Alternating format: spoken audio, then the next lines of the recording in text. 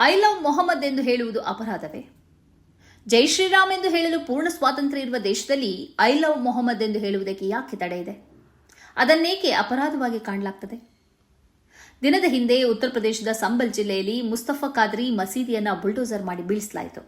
ಉತ್ತರ ಪ್ರದೇಶದ ನಕಾಶ ಪ್ರದೇಶದಲ್ಲಿರುವ ಕಸೀರ ಗ್ರಾಮದಲ್ಲಿ ಈ ಮಸೀದಿ ಇತ್ತು.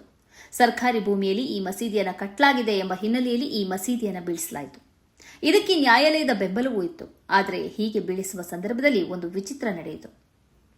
ಈ ಮಸೀದಿಯಲ್ಲಿ ಐ ಲವ್ ಮೊಹಮ್ಮದ್ ಎಂದು ಬರೆದಿರುವ ಪೋಸ್ಟರ್ ಸಿಕ್ಕಿದೆ ಮತ್ತು ಹಸಿರು ಧ್ವಜ ಸಿಕ್ಕಿದೆ ಅಂತ ಪೊಲೀಸರು ಹೇಳಿದರು. ಅವರು ಇದನ್ನು ಅಪರಾಧವಾಗಿ ಪರಿಗಣಿಸಿದ್ದಾರೆ. ಈ ಬಗ್ಗೆ ತನಿಖೆ ನಡೆಸುವುದಾಗಿ ಹೇಳಿದ್ದಾರೆ. ನಾವು ಐ ಲವ್ ಮೊಹಮ್ಮದ್ ಎಂದು ಬರೆದಿರುವ ಪೋಸ್ಟರ್ಗಳನ್ನು ಮತ್ತು ಹಸಿರು ಧ್ವಜಗಳನ್ನು ವಶಕ್ಕೆ ಪಡೆದಿದ್ದೇವೆ. ಯಾರು ಮಸೀದಿಯಲ್ಲಿ ಇದನ್ನು ತಂದಿಟ್ಟಿದ್ದಾರೆ ಎಂಬ ಬಗ್ಗೆ ತನಿಖೆ ನಡೆಸ್ತಾ ಇದ್ದೇವೆ.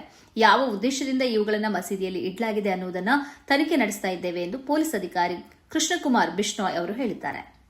ಮಾತ್ರ ಅಲ್ಲ, ಪೊಲೀಸರು ಮಸೀದಿ ಕಮಿಟಿಯ 7 ಮಂದಿಯ ವಿರುದ್ಧ ಎಫ್ಐಆರ್ ದಾಖಲಿಸಿದ್ದಾರೆ.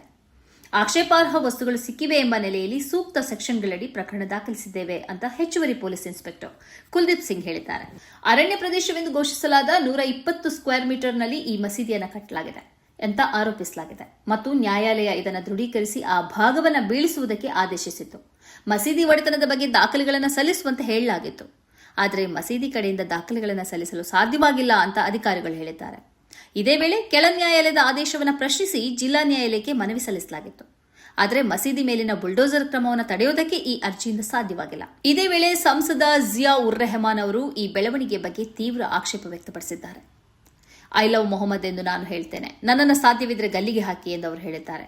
ಹಲವು ದಶಕಗಳಿಂದ ಈ ಮಸೀದಿ ಇಲ್ಲಿ ನೆಲೆ ನಿಂತಿದ್ದು ಇದೀಗ ಇದರ ಮೇಲೆ ಬುಲ್ಡೋಸರ್ ಚಲಾವಣೆ ಆಗಿದೆ ಎಂದು ಸ್ಥಳೀಯರು ಹೇಳಿದ್ದಾರೆ.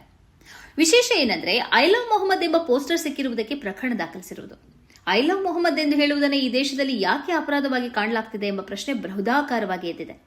ಶ್ರೀರಾಮನನ್ನ ಪ್ರೀತಿಸುತ್ತೇನೆ ಎಂದು ಇಲ್ಲಿ ಬಾರಿ ಬಾರಿಗೂ ಹೇಳಲಾಗ್ತದೆ. ಅದು ತಪ್ಪಲ್ಲ ಎಂದಾದರೆ ಇದು ಮಾತ್ರ ಯಾಕೆ ತಪ್ಪು? ಇದು ಧರ್ಮದ್ವೇಷದ ಕ್ರಮ ಎಂಬ ಅಭಿಪ್ರಾಯ ವ್ಯಕ್ತವಾಗಿದೆ.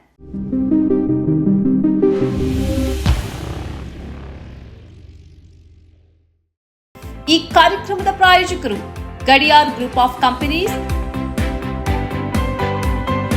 specialized in piling and shoring, engineering consultancy, firefighting, steel structures, real estate. Office, SIT Tower, Silicon Oasis, Dubai, UAE.